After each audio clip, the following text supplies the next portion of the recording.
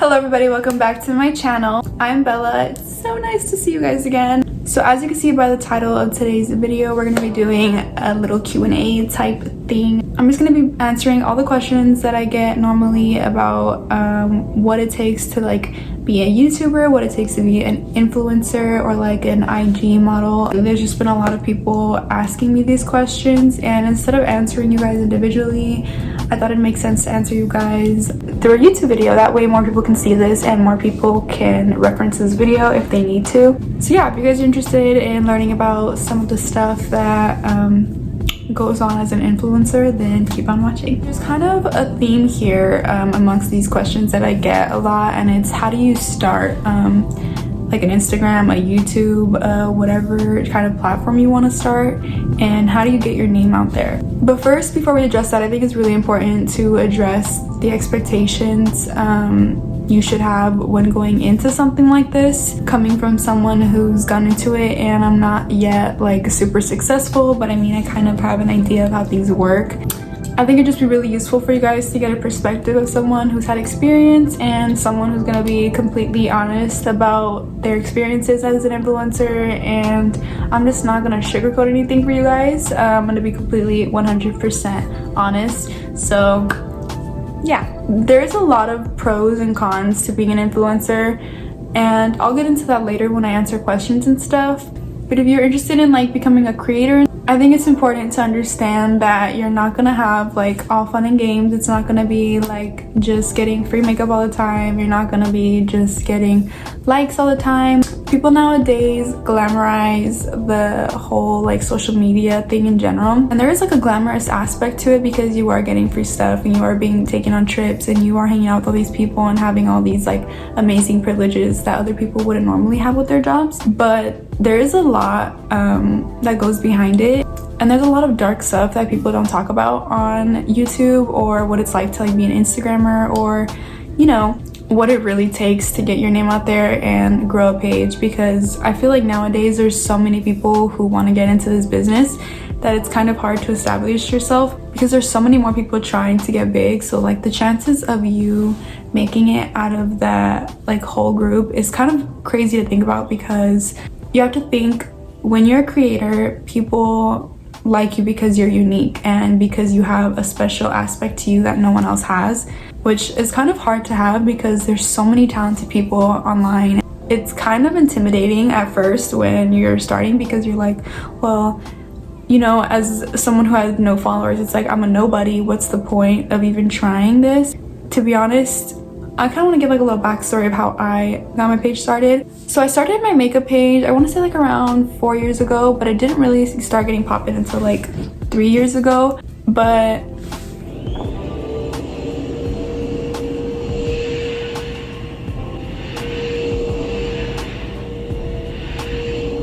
I remember at the time that I just really liked doing makeup, and one of my friends told me, you know, you have so many pictures of makeup on your Instagram, like you should start a makeup page. Shout out to Kaylee. If it weren't for her, I would never be here. That kind of is what inspired me to start my page, is kind of just like the love for makeup in general.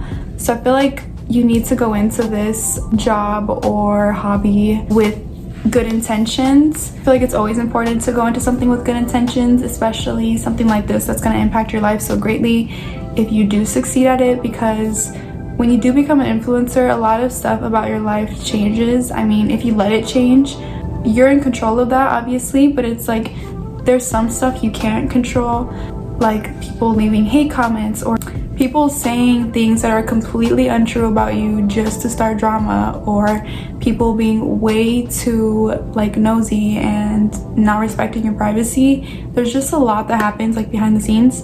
So like about 3 years ago, my following started growing, and all I was doing at the time was posting makeup looks, and I was posting makeup looks every single day. I was going live every single day, basically all day, every day, and people just really loved what I had to offer, and I was lucky enough to have a following grow from that.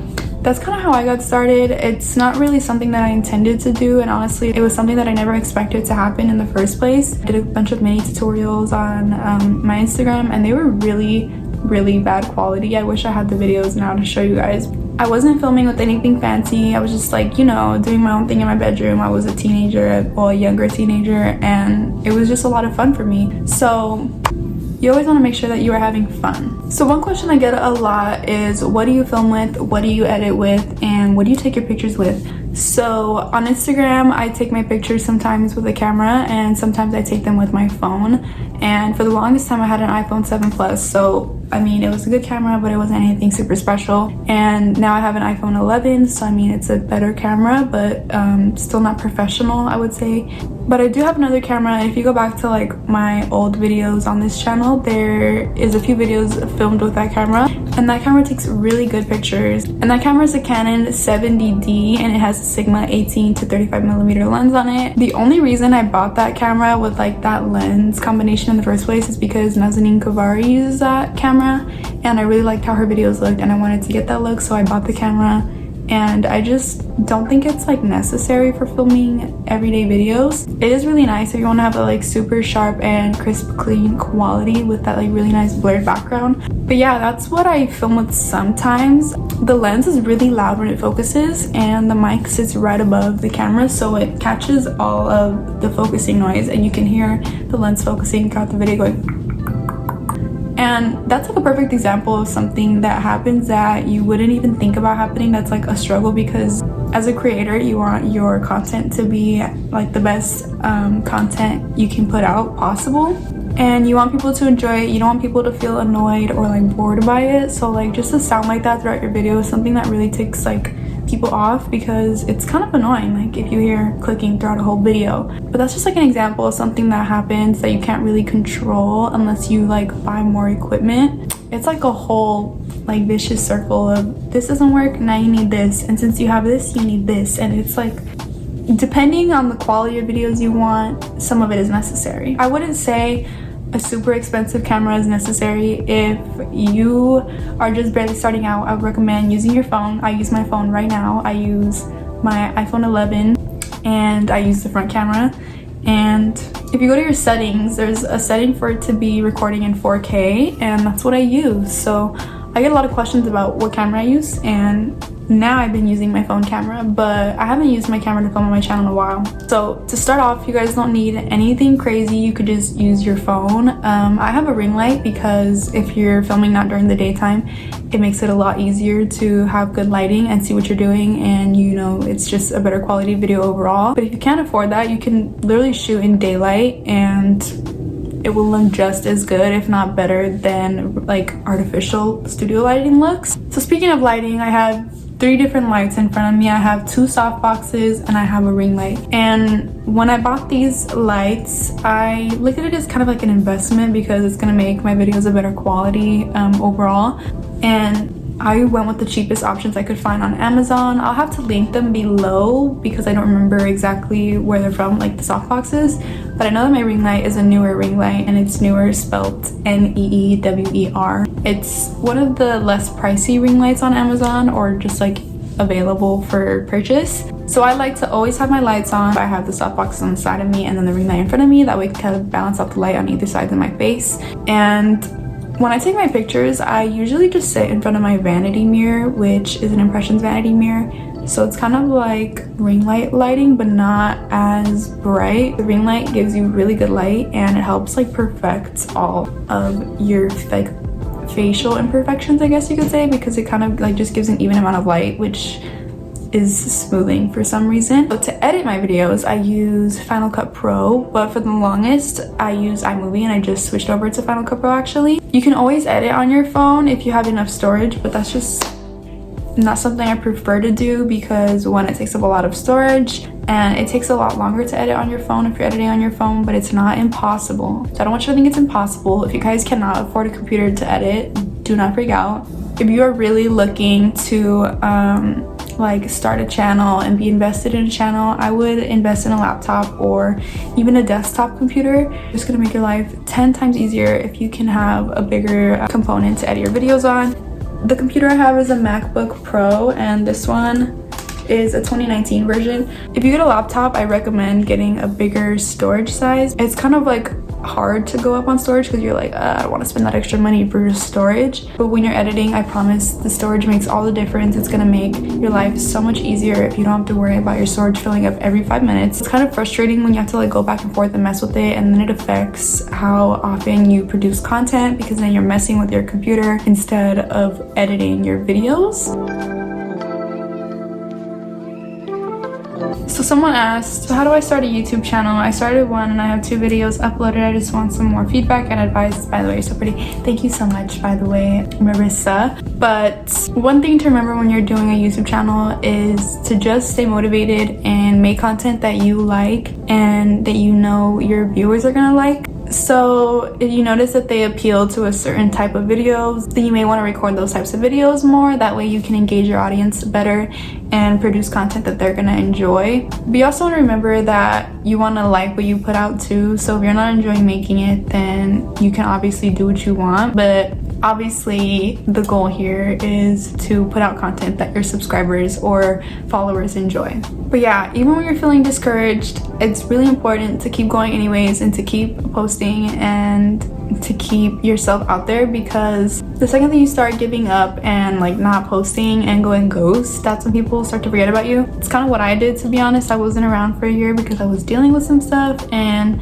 I've noticed it's just like not the same, the interaction with my followers. There's not as many people who like to like stick around and stuff, which is fine because that means I get to have a more intimate relationship with my followers. I don't mind that. But I do notice that the more you are around on social media, the more followers you are gonna gain, and the more consistent that you are with your content and the quality of your content, the more followers you're gonna gain because people see that you are really about your content. So yeah, I just think it's really important to also sit down and kind of have like a meaning with what you're filming, because when you don't, it's all over the place, which can sometimes be a little bit chaotic to watch.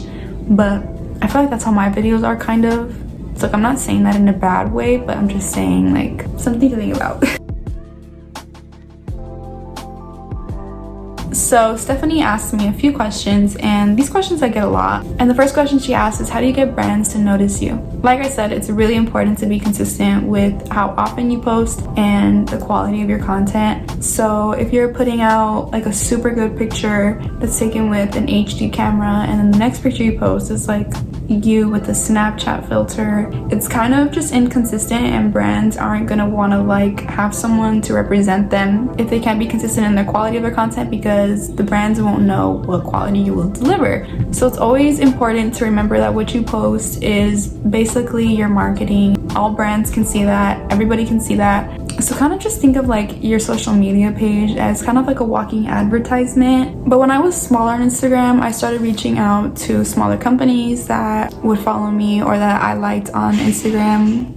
So like a few lash companies started reaching out to me, like smaller lash companies, and then, you know, I kind of gained confidence in reaching out to other smaller lash companies, and then eventually small cosmetic companies. And by working with those smaller companies, the bigger companies that may have seen my page were seeing that, oh, she's consistent, she is able to produce XY content, and we want her for our brand. And just because a brand hasn't reached out to you doesn't mean they don't want you. It could be just that they haven't seen your content. So don't be afraid to reach out to brands. Don't be afraid to put yourself out there, and just be really open to negotiating at first. It's really hard to get brands to send you stuff if you're kind of being stubborn and you're like, I'm not gonna post for free even though I'm little. Like, just always important to remember to be humble. Like I said, don't be afraid to put yourself out there. Don't be afraid to reach out to different companies and brands and see if they want to work with you, because they're always looking for new people to promote their stuff who are unique and have something special to offer. So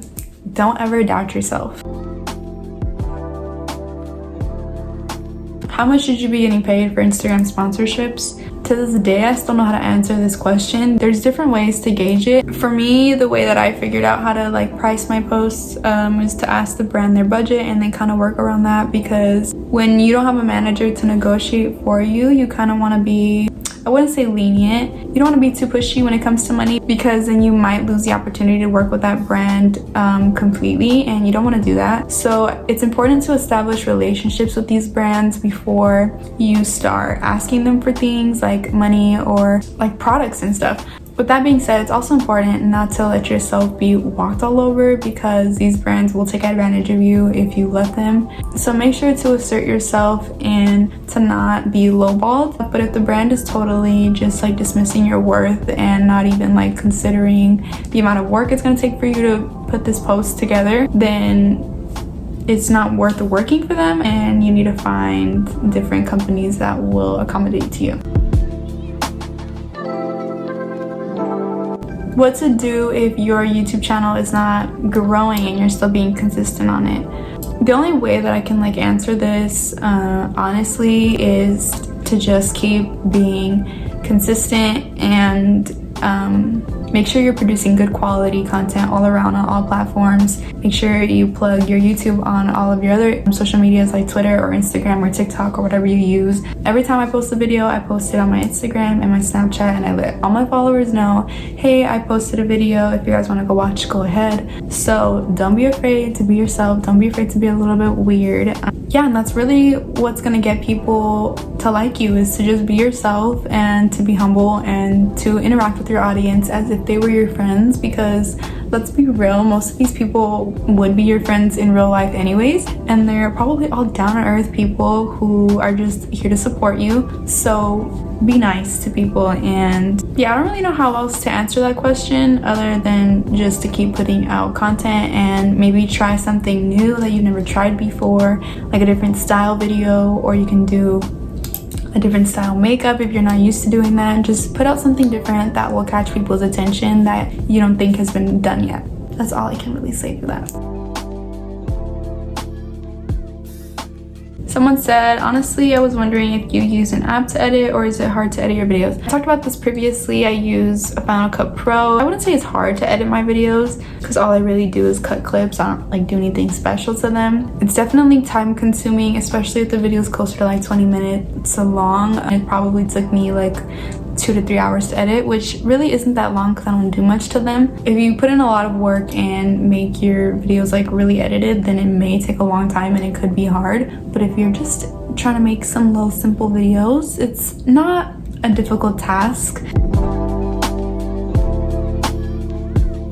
Serene said, how do you deal with hate? How do you stay confident even when people try to bring you down? By the way, I love you, and watching your vids makes me happy, and I do makeup with you when I watch them. That makes me so happy. I love you. Thank you so much for watching my videos. Honestly, hate is something everyone's gonna get. Some people get more of it, some people get less of it. There's always gonna be bitter people in the world, and you just have to remember that what they're saying is not personal because they don't know you. And that's something really important to remember, is when people are making judgmental comments, they don't know who you are as a person, so like really their opinions are invalid.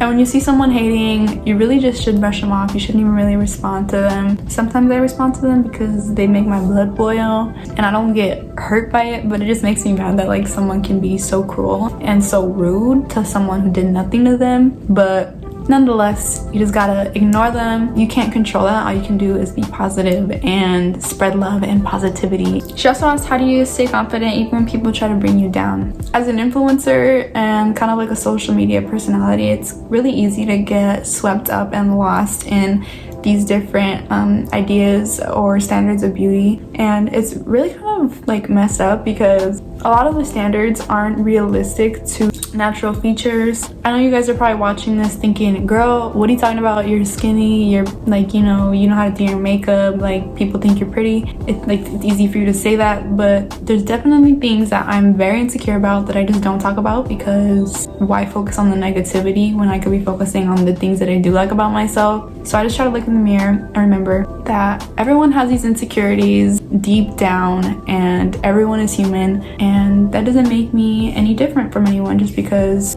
I don't have what these people have, you know? Well, it makes you different, but it doesn't make you any less valid or beautiful or give you any less worth than what those people have just based on their appearance. So someone else asked, how do I make my thumbnails? And my thumbnails either are pictures that I take on Instagram, like just my selfies, and I'll put them 2 and 2. And I use PixArt to do that. They have an option where you can make collages and then set it to a certain ratio. So I set it to the 16:9 or the YouTube ratio because they have an option for that. And I'll do it like that, or on the new phones they have an option to take a picture in the 16:9 mode, so I'll just do it like that, and I'll just like pose and use a self timer. But that's usually how I take my thumbnails. I don't really do anything special for them. If I edit them, I'll use Fonto, I use VSCO Cam to edit my pictures, I use Facetune to edit my pictures. Sometimes I use that app, it's called Retouch. I use it to take off like spots on my mirrors and stuff. And I think that's it, but I do pay for the premium PixArt and I pay for the premium VSCO Cam because you can edit videos on there with filter as well.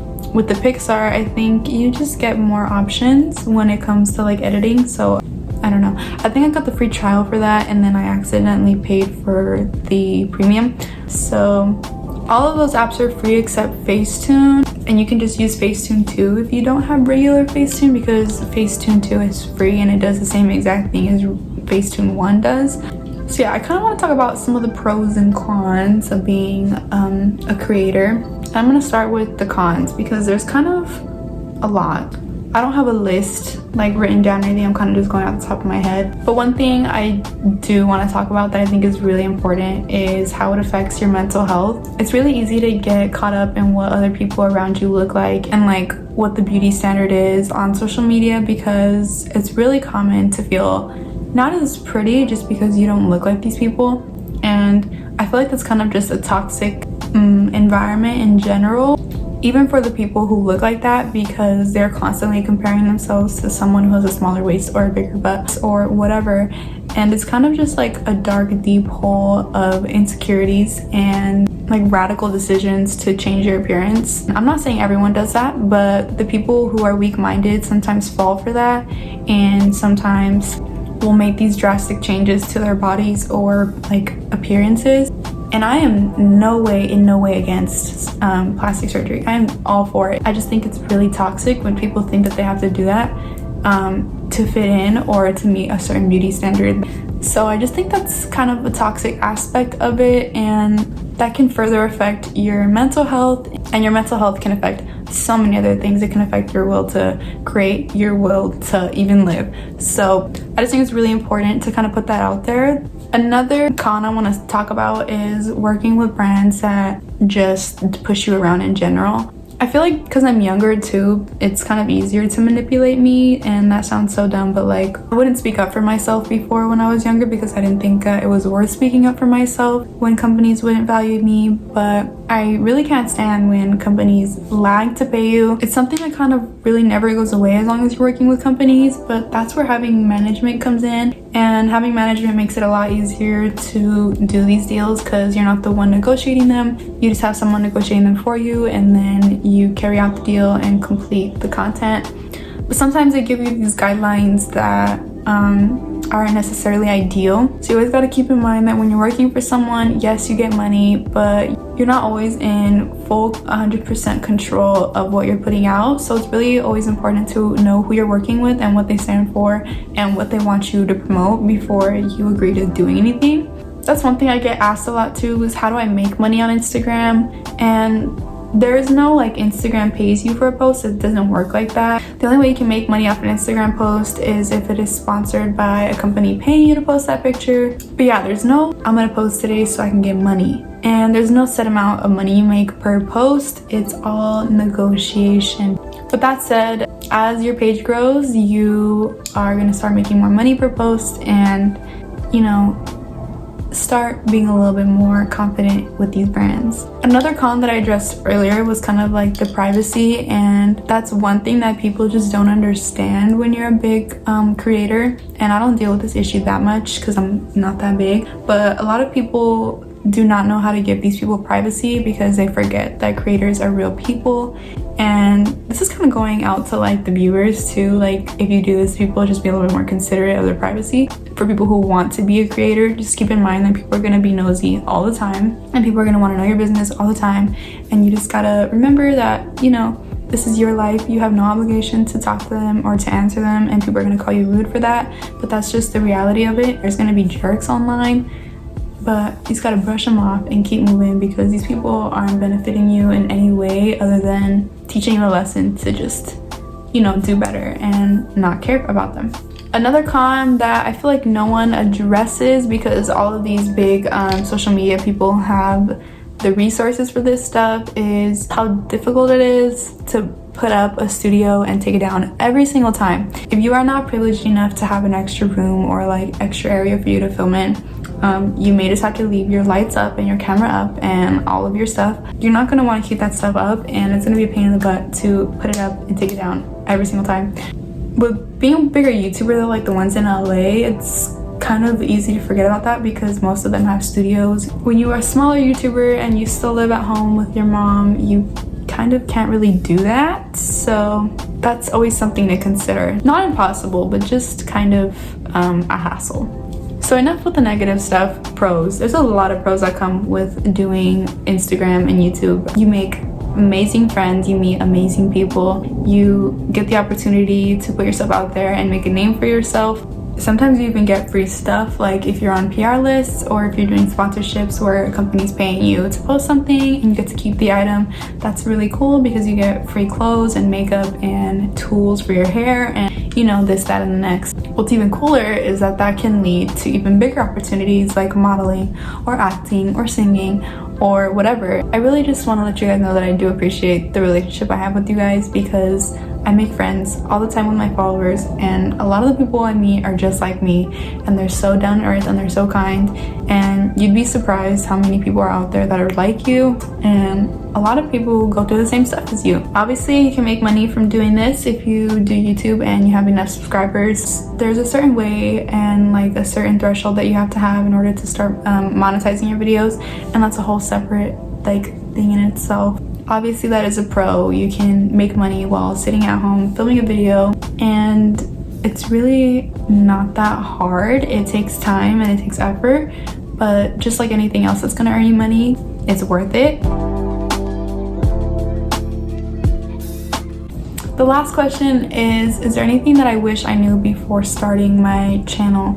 I wish I would have known how much drama and how shady the beauty community is. And not everybody's shady, but there are gonna be a lot of people who want to step all over you to get fame, or who will toss you aside just because they've had fame. And it's kind of sad, but you kind of just gotta remember that not everyone around you is always being honest. So you can be nice to these people, but don't be like super trusting with them.